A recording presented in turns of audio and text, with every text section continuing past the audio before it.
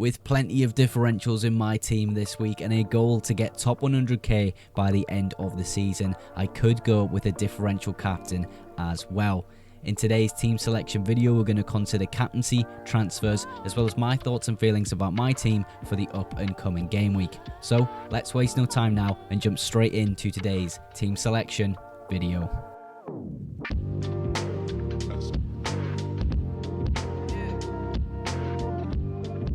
Welcome to today's team selection video where we're going to consider how I could line up for the game week 35 deadline, which of course is tomorrow at 6:30 p.m.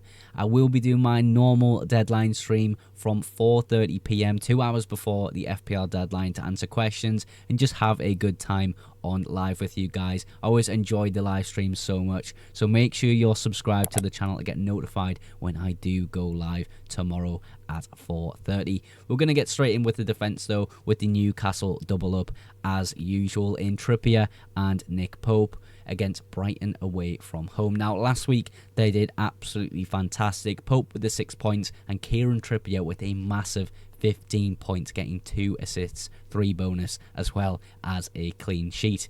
Now, they have the third best clean sheet odds this game week, so I really do not mind whatsoever having the double up on the Newcastle defence. I also think Brighton have fallen off in recent weeks. I believe they've conceded 8 goals in their last 3 game weeks, including 2 against probably one of the worst sides in the league in Leicester, who just never score goals. So yeah, definitely back in the Newcastle boys this game week with the double up.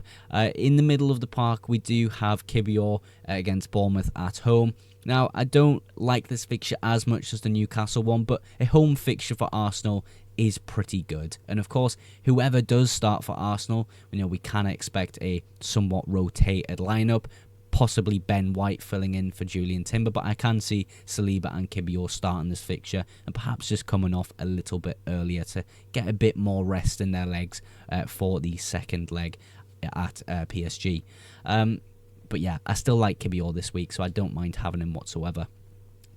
When it comes to Guardiola, of course, Wolves at home. I think I say this every single time I speak about Guardiola. He's not playing on that left wing back role, inverting in, which is a bit of a shame. But City have looked really good in recent weeks. They've kind of picked up some great form going into the end of the season. Maybe they've found out a way of playing without Rodri. Yes, it's took them all season, but, pushing on for that Champions League spot now, I really like having Manchester City assets in my team.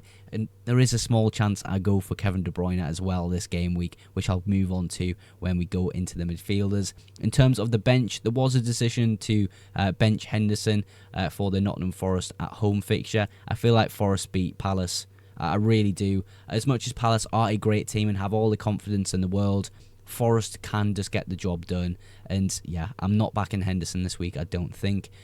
Dunk and Agbadou, the fixtures really speak for themselves, as well as Lewis Dunk being absolutely terrible as an FPL asset. I hate myself for picking them, but we have to move on. And speaking of moving on, let's go into the midfielders now, where things can get a bit exciting. When I said things could get exciting, they really are, with a Jarrod Bowen captaincy starting things off.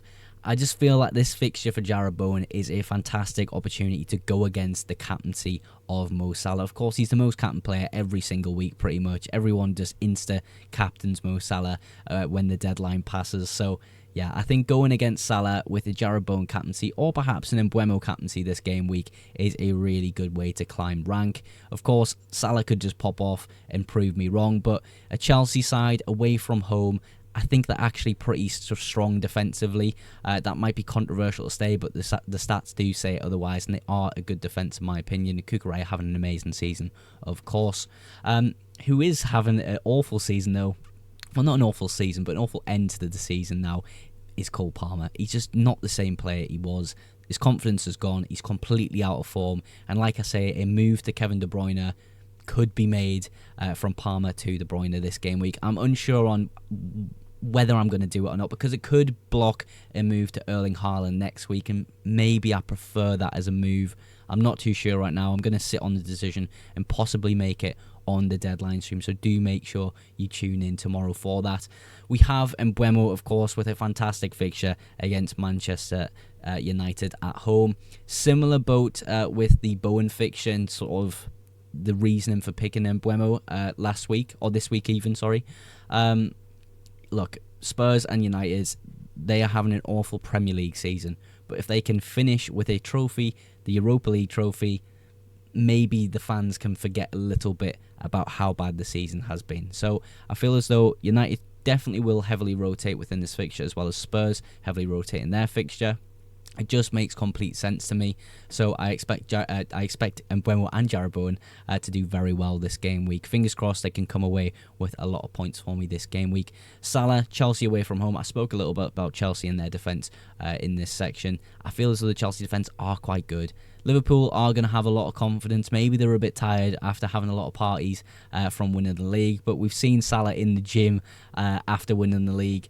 Salah's Salah. He's going to do Salah things, and I think he will do well this week. And hopefully, he does pretty decent this week for me.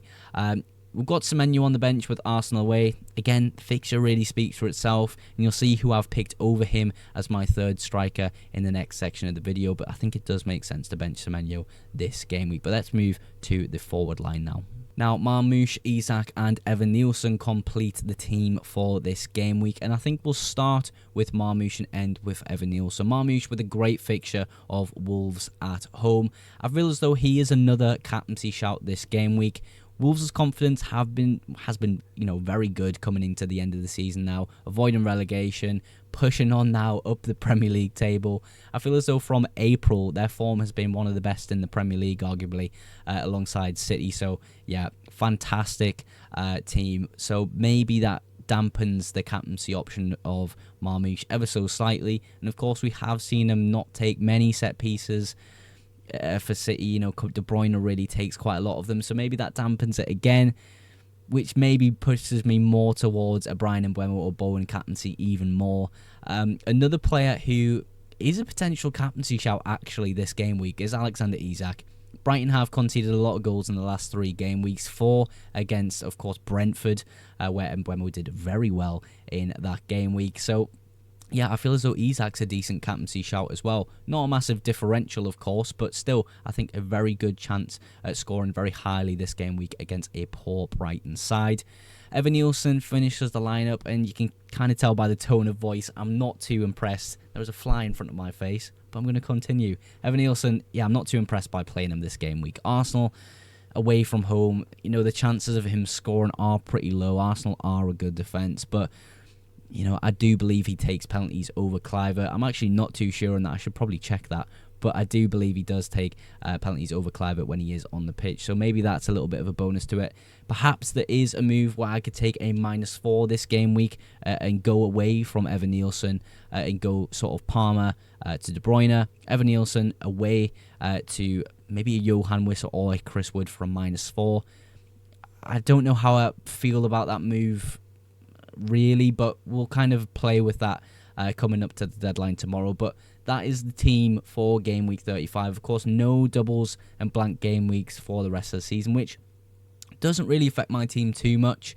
I did have sort of, the City boys ready for it. I had the Bournemouth boys ready for it, and, sort of some other assets who could have doubled. But, it is what it is. The team looks pretty strong in my opinion, apart from maybe Evan Nielsen and obviously Cole Palmer, he's completely out of form. But apart from those two, I really do like this team. So hopefully we can do well this game. We can push further towards that 100k mark. And of course, a differential captain on Bowen. If he does really well, maybe I can do it in 1 game week. Who knows? But yeah, that is the team for game week 35. Let me know in the comments what you think of the squad and what moves you would make if you were in my position. Of course, the deadline is tomorrow at 6:30, and I will be doing my normal deadline stream 2 hours before the FPL deadline, which is at 6:30 p.m. So make sure you tune in for that on both TikTok and, of course, this YouTube channel. If you did enjoy today's video, go ahead and drop a like, and make sure you hit that subscribe button as well for future FPL videos and, of course, deadline streams. But that is everything for today's video. Thank you again so much for watching, and I'll catch you in the next one. Bye for now.